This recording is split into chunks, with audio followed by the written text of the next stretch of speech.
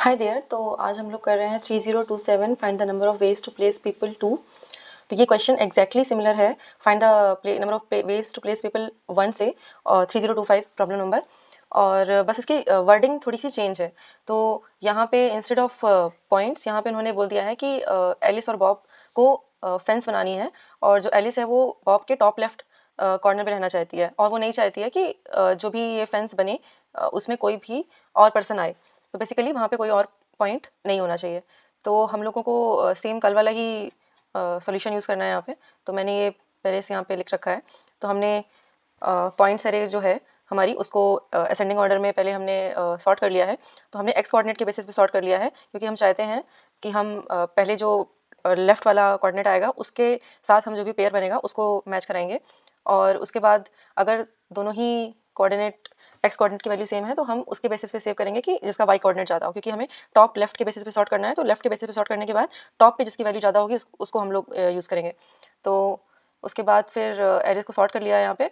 उसके बाद हमने एक एक पॉइंट को इटरेट किया है। यहाँ पे 2 बार लूप चलाएंगे और हम लोग ये पता करेंगे कि हर एक पॉइंट के साथ कितने पेयर पॉसिबल है बनना। तो स्टार्टिंग से शुरू करेंगे और ये x1 y1 एक कोऑर्डिनेट लेंगे और फिर हम देखेंगे कि हमारा x2 y2 कोऑर्डिनेट ऐसे कौन कौन से हैं जिससे हम एक वैलिड पेयर बना सकते हैं।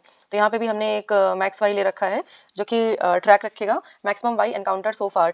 तो इस पर्टिकुलर जो इंटरनल वाई लूप जे वाला लूप चल रहा है ये वाला, इसमें हमें देखना है कि मैक्सिमम वाई जो है हमारा अभी तक क्या आया है। और अगर हमारा मैक्सिमम वाई अचीव हो गया है तो हम लोग उसके बाद अगर कोई भी वाई आ रहा है मैक्सिमम वाई से छोटा तो हम उसको कंसीडर नहीं कर सकते एज अ पॉइंट। तो ये वाला जो एग्जांपल था हमारा यहाँ पे वैलिड होगा कि जैसे हम 2 6 के साथ पेयर बना रहे हैं, तो पहले तो हमने इसको सॉर्ट कर लिया होगा। तो 2 6 आएगा, 4 4 आएगा और 6 2 आएगा, इस तरीके से एरे आएगी हमारी। और 2 6 के साथ हम पहले 4 4 का पेयर बना लेंगे, तो this will be a valid pair. तो यहाँ 2 6 4 4 विल बी वैलिड। उसके बाद हम 2 6 के साथ 6 2 का पेयर बनाने चलेंगे, तो हमारे मैक्स वाई की वैल्यू ऑलरेडी 4 हो चुकी होगी यहाँ पे। और इसलिए हम यहाँ पे ये वाला जो पेयर है इसको कंसीडर नहीं कर सकते हैं। ओके। और इसी तरह अगर हमारा पूरे लूप में चलने के बाद अगर हम इस पेयर को कंसीडर कर सकते होंगे तो आंसर में हम एक और ऐड कर देंगे और हम मैक्स वाई की वैल्यू भी अपडेट कर देंगे। तो अगर हम यहाँ से चल रहे हैं तो 2 6 4 4 हम मैक्स वाई की वैल्यू हमारी मिनिमम थी पहले, उसके बाद इसकी हेल्प से हमने मैक्स वाई की वैल्यू यहाँ पे 4 अपडेट कर दी। अब यहाँ पे 6 2 आएगा इस वाले पॉइंट की वजह से, वो हम लोग आंसर में नहीं लेंगे। अब हम 2 6 को कंसीडर कर चुके हैं, I is two 0 I is two 1 पे आएंगे, 4 4 को कंसीडर करेंगे। तो 4 4 से हमारे कितने पेयर बनेंगे नेक्स्ट। तो एक 6 2 वाला जो पेयर है, तो ये पहला वाला जो एग्जाम्पल है यहाँ पे वो वैलिड हो जाएगा, क्योंकि हम लोग 4 4 से शुरू कर रहे हैं। अगेन हम मैक्स वाई की वैल्यू रीसेट कर रहे होंगे लूप में वापस एंटर करने के बाद, और अगेन ये वाला हमारा पेयर बन जाएगा। तो आंसर में हमारे 2 पेयर बन जाएंगे और हम आंसर रिटर्न कर देंगे। तो this is pretty similar to the yesterday's problem.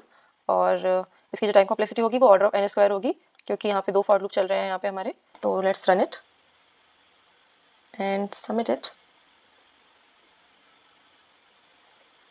Okay, तो टाइम कॉम्प्लेक्सिटी जो होगी इसकी ऑर्डर ऑफ n स्क्वायर होगी as I mention. And yes, so that was all for this video and I will see you next one. Bye bye.